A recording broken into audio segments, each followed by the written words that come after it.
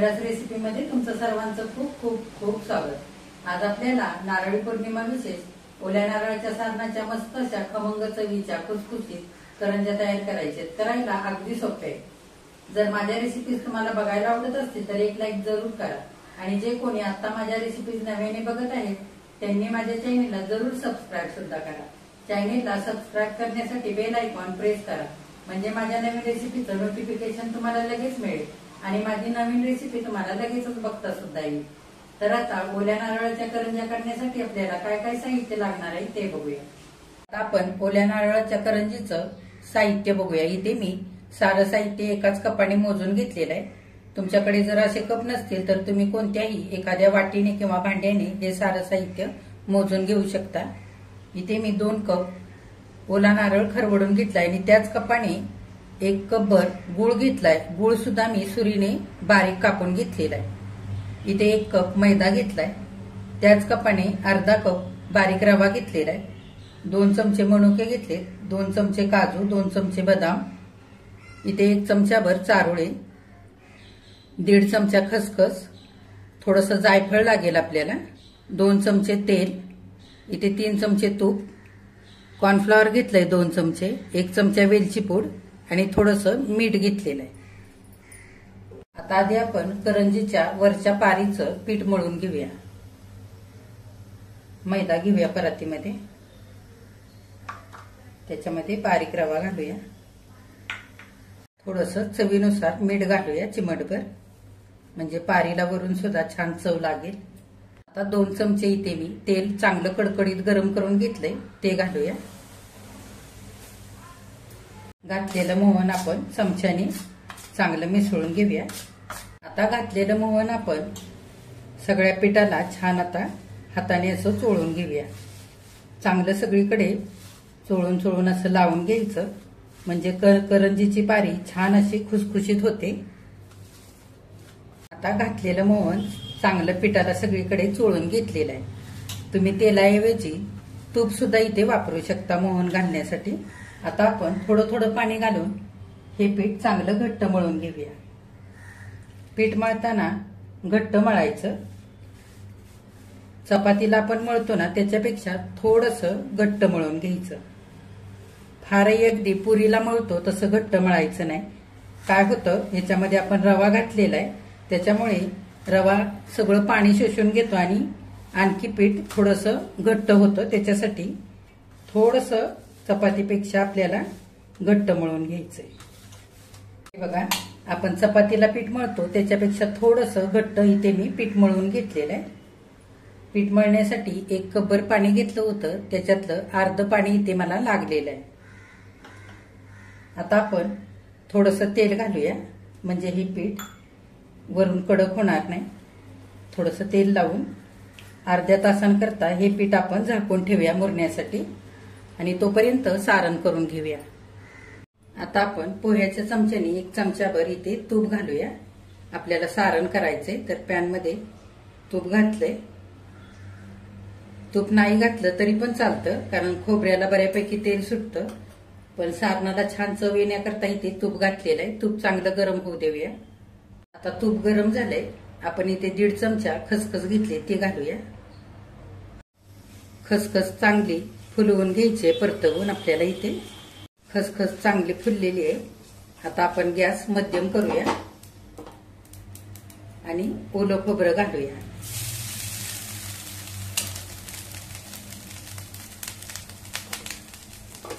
आपल्याला 2 ते 3 मिनिटं खोबरं चांगलं परतवून घ्यायचंय। खोबऱ्याचा थोडासा ओलावा कमी झाला पाहिजे इतकं आपल्याला खोबरं इथे परतवून घ्यायचंय। हे बघा मध्यम गॅसवरती 3 ते 4 मिनिटं चांगलं खोबरं मी परतवून घेतलेलं आहे। थोडंसं खोबऱ्यातलं पाणी कमी होईल इतकंच आपल्याला इथे खोबरं परतवून घ्यायचंय। असं आधी खोबरं परतवून घेतलं ना गुळ घालायच्या आधी तर काय होतं आपल्या करंज्या छान 8 दिवस टिकतात, खराब होत नाहीत लवकर त्याच्यासाठी। आणि फारही इथे सारण आपल्याला हे करताना खोबरं परतवायचं नाहीये आधी। फार जर खोबरं परतलं तर सारण आपलं अगदी कोरडं कोरडं होतं। सारण आपल्याला छान रसरशीत असं इथे करायचंय। आता आपण काजू बदाम कापून घेतले 2-2 चमचे, ते सगळं घालूया. तुमच्याकडे जो पण सुकामेवा असेल तो तुम्ही इथे घालू शकता. मनुके घालूया आणि चारोळी सुद्धा घालूया. सगळं चांगलं छान एकजीव करून घेऊया. सगळं चांगलं एकजीव करून घेतलंय. इथे मी 1 कपभर गुळ घेतलाय, तो घालूया. तुमच्या आवडीप्रमाणे तुम्ही गुळ कमी जास्त करू शकता. हे बघा 2 मिनिटं मी चांगला गुळ खोबऱ्यामध्ये एकजीव करून घेतलेला आहे. गुळ थोडासा कापून घालायचा म्हणजे तो लवकर वितळतो. चवीकरता आपण अगदी थोडंसं मीठ घालूया, चिमटभर. गोडाचे पदार्थ मिठामुळे छान लागतात चवीला. 5 ते 6 मिनिट आपल्याला एकूण हा गुळ आणि खोबरं चांगलं परतवून घ्यायचंय. फार सैलसर सुद्धा सारण ठेवायचं नाही किंवा फार असं घट्ट होईल, कडक होईल असं सुद्धा आपल्याला इथे सारण करायचं नाहीये. छान असं रसरशीत व्हायला पाहिजे. हे बघा 2 मिनिट आणखी मी सारण चांगलं मध्यम गॅसवरती परतवून घेतलंय. थोडंसं सैलसर झालेलं आहे गुळामुळे. आता आपल्याला आणखी 2 ते 3 मिनिटं सारणाचा ओलावा कमी होईपर्यंत परतवून घ्यायचंय. हे बघा आणखी 3 ते 4 मिनिटं सारण मी चांगलं परतवून घेतलंय. बऱ्यापैकी सारणातला ओलावा कमी झालेला आहे. आता आपण वेलची पूड घालूया. शेवटी घालायची वेलची पूड आणि जायफळ, म्हणजे जायफळाचा छान सुगंधही राहतो आणि चवही छान लागते सारणामध्ये. आता आपण थोडंसं जायफळ किसून घेऊया. अगदी चवीपुरतं आपल्याला इथे किसून घ्यायचंय. सुंठ पावडर आणि जायफळ घातल्यानंतर मिनिटभर सगळं सारण मी चांगलं परतवून घेतलेलं आहे. जायफळ आणि सुंठ पावडर घातले, त्याचा मस्त सुगंध सुटलेला आहे. गुळाच्या पदार्थांमध्ये जायफळ घातलं ना की गुळाचे पदार्थ खूप चवीला छान होतात. जायफळ जरूर घाला. आता आपण गॅस बंद करूया आणि हे सारण एका दुसऱ्या भांड्यामध्ये काढून ठेवूया. सारण असंच ठेवायचं नाही कढईमध्ये, त्याच्याने काय होईल, सगळं सारण आपलं कडक होऊन जाईल. आपल्याला करंजीच्या पारीला साठा लावायचा आहे, तर मी ते कॉर्नफ्लॉवर घेतलंय आणि तूप घेतलेलं आहे. आपण 2 चमचे कॉर्नफ्लॉवर मध्ये लागेल असं तूप घालून चांगलं पातळ असं हे करून घेऊया मिश्रण. हे बघा कॉर्नफ्लॉवर आणि तूप मी मिसळून असा छान सैलसर साठा करून घेतलाय. जर तुमच्याकडे कॉर्नफ्लॉवर नसेल तर तुम्ही ह्या जागी 2 चमचे तांदळाचं पीठ सुद्धा घेऊ शकता. आता सारण करून घेईपर्यंत आपलं पीठ सुद्धा मळून ठेवलेलं चांगलं मुरलेलं आहे. अर्धा तास झालेला आहे. हे बघा अगदी छान मुरलंय. आपण ह्याचे छोटे छोटे गोळे करून घेऊया. बघा असा मी गोळा तयार करून घेतलाय पिठाचा. हे बघा पिठाचे 4 गोळे इथे तयार झालेले. झाकून ठेवूया आणि एक गोळा आपण लाटण्यासाठी घेऊया. लाटून घेऊया. फार पातळही नाही आणि फार जाडही ते आपल्याला चपाती लाटून घ्यायची नाही. बघा मी अशी चपाती लाटून घेतलेली. फार पातळही नाही आणि फार जाडही ठेवलेली नाहीये. आता आपण उरलेल्या 3 गोळ्यांच्या अशाच चपात्या लाटून घेऊया. इथे आपल्या 4ही चपात्या लाटून झालेल्या. आता आपण साठा लावून घेऊया.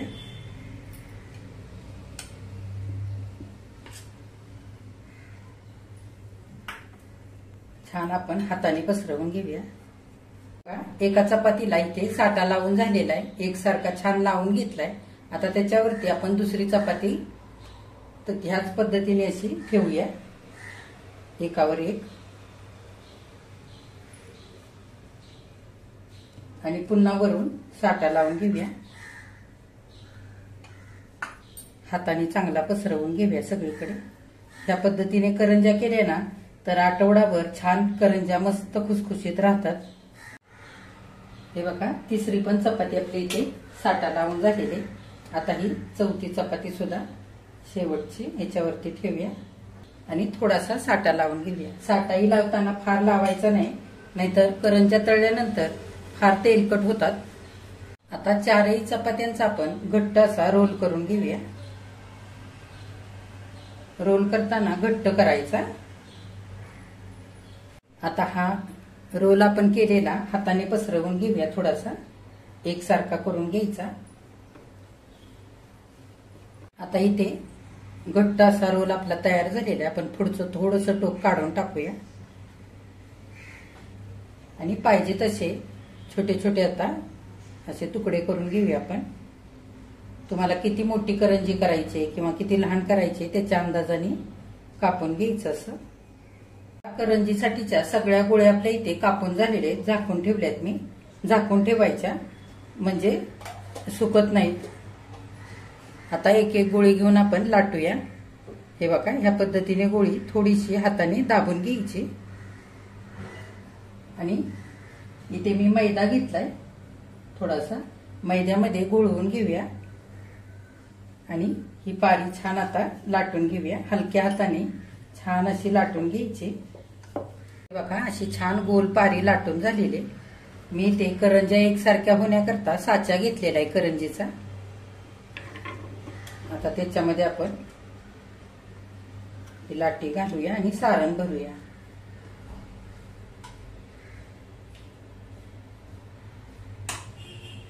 असं पसरवून घालायचं. हे बघा, सारण छान आता इथे भरून घेतलेलं आहे. आपण दुसरी बाजू पहिल्या बाजूवरती अशी ठेवून घेऊया.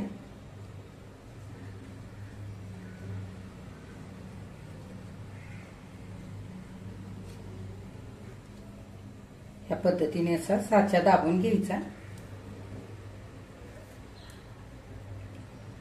हे बघा, आपली इथे छान अशी करंजी तयार झालेली आहे. हे बघा, एकसारखी मी आता ही लाटी लाटून घेतलेली आहे. कुठेही जाड ठेवायची नाही किंवा कुठेही पातळ करायची नाही. एकसारखी साऱ्या बाजूने लाटून घ्यायची. मध्ये सुद्धा जास्त पातळ लाटायची नाही, नाहीतर काय होतं तळताना करंज्या फुटू शकतात. आता आपण सारण भरूया.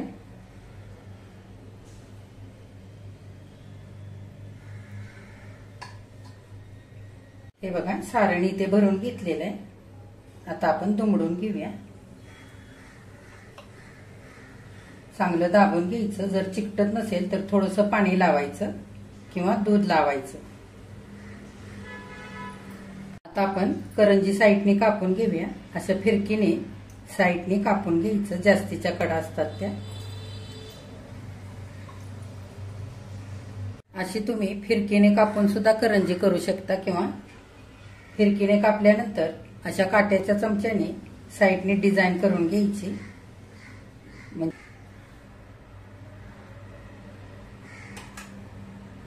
हे बघा, ह्या पद्धतीने आता आपण आणखीन 2-4 करंज्या करून घेऊया. हे बघा, 7-8 करंज्या मी इथे करून घेतलेल्या आहेत. आता आपण तळून घेऊया. अशा करत करत सुद्धा तुम्ही तळू शकता किंवा एकदम सगळ्या करंज्या करून सुद्धा तळू शकता. जर एकदम करायच्या असतील करंज्या तर काय करायचं, करंज्या सगळ्या सुती कापडाने झाकून ठेवायच्या. म्हणजे त्या वरून कडक होत नाहीत आणि तळताना फुटत नाहीत. हे बघा, करंज्या तळण्यासाठी तेल गरम करायला ठेवलेलं आहे. आपण पिठाचा गोळा घालून बघूया. हे बघा, तेल आता आपलं चांगलं इथे गरम झालेलं आहे. गॅस आता मध्यम करायचा. आता आपण करंजी तेलामध्ये तळण्यासाठी घालूया.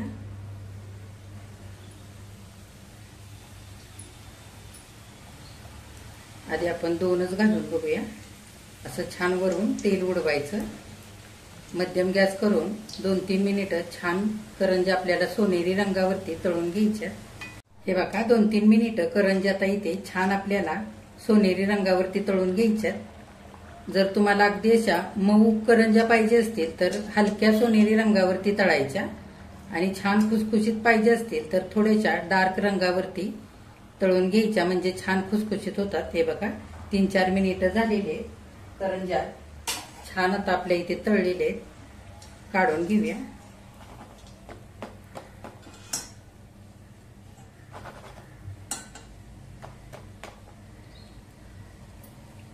आणखी आपण तळण्यासाठी घालूया.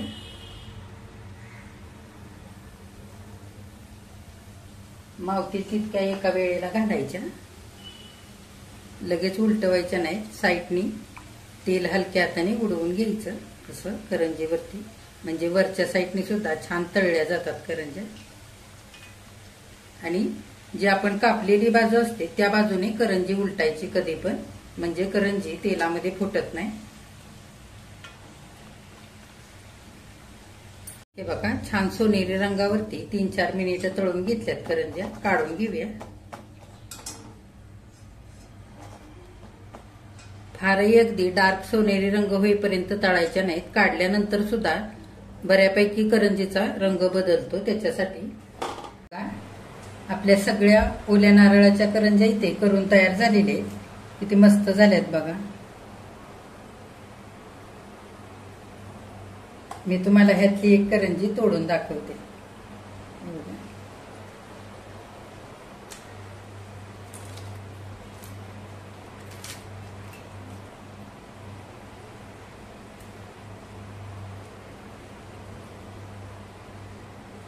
आता आपण ह्या करंज्या एका डिश मध्ये काढूया.